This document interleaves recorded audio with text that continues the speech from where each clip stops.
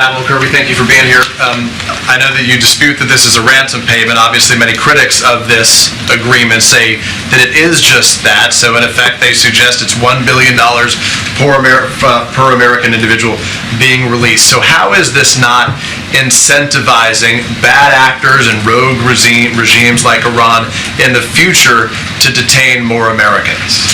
Bad actors like Iran and like Mr. Putin in Russia don't need any incentive to continue to look for ways to wrongfully detain Americans. It's been happening a long time, and we have to accept the reality that it could happen again in the future. It's one of the reasons why the State Department has a new designation for countries, a D designation, so that before you travel or you do business in a foreign country, you ought to look and see, is the risk of detention, wrongful detention, high in that country before you go? We continue to advise Americans not to travel to Iran and to Russia and other places like that.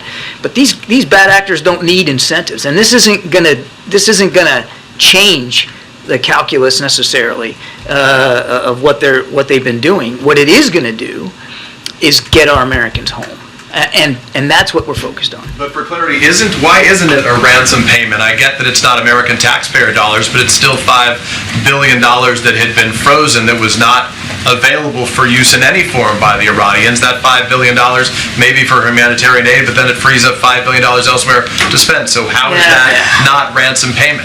So a couple of points here. First of all, you're right, it's not U.S. money, it's Iranian money. It's Iranian money that had been established in these accounts to allow some trade from foreign countries on things like Iranian oil, to allow the Iranian oil to stay on market. And for countries who wanted to buy that Iranian oil, now these transactions largely were conducted in the previous administration, all legal, all fine, but to allow some of our allies and partners to be able to continue to purchase Iranian oil without being sanctioned for doing so. Several accounts were set up in several countries, South Korea being one of them, for many reasons, lots of different reasons. This particular account was not accessible to the Iranians as others were. So it is Iranian money. That's point number one. Point number two, it's not a blank check. They don't get to spend it any way they want. It's not $6 billion all at once.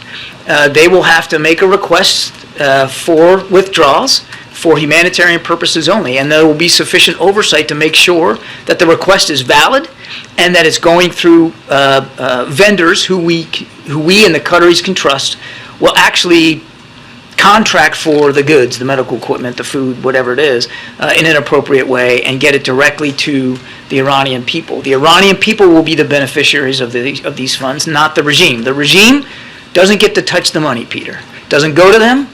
They don't get to decide ultimate destination, and they have no direct access to it. Now, to your second part of your question, well, won't this just free up funds for them to continue to do bad behavior?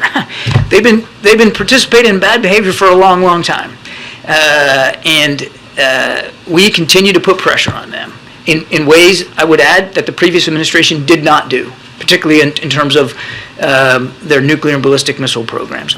They're still supporting terrorists. They're still attacking shipping, and they're still supplying drones and drone manufacturing capability to the Russians. And for all of those things, we have and we will continue to hold them accountable.